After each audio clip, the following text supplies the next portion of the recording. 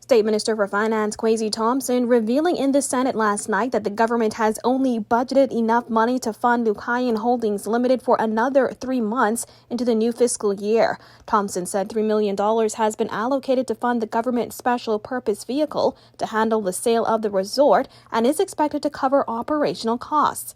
It was this question from Progressive Liberal Party Senator Dr. Michael Darville that raised the issue about funding for Lucayan Holdings Limited.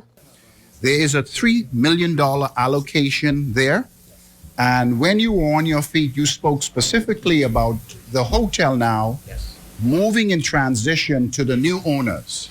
And so why do we need the $3 million? And is this $3 million for the payment of the existing employees, or is this $3 million for some sort of upgrade at the facility prior to its finalization of the sale? The State Minister for Finance addressed the issue as senators were pouring through the heads in the 2021-2022 fiscal budget in the Senate on Thursday night. This line item was put in place in order to pay for the operational costs.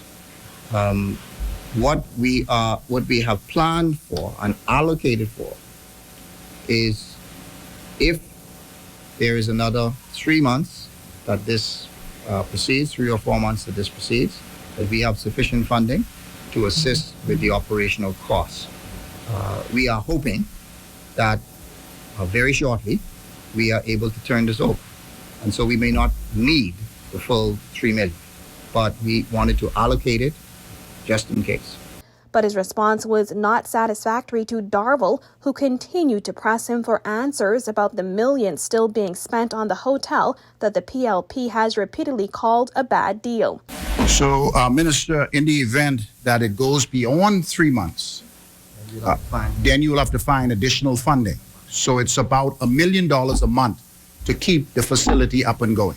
The government purchased the shuttered Grand Lucayan in Freeport for $65 million in August 2018. In March 2020, the government signed a heads of agreement for the sale of the resort to Holistica, a joint company of Royal Caribbean International and the ITM Group, to redevelop the property and construct a new cruise port. The final buying price for the resort was $50 million.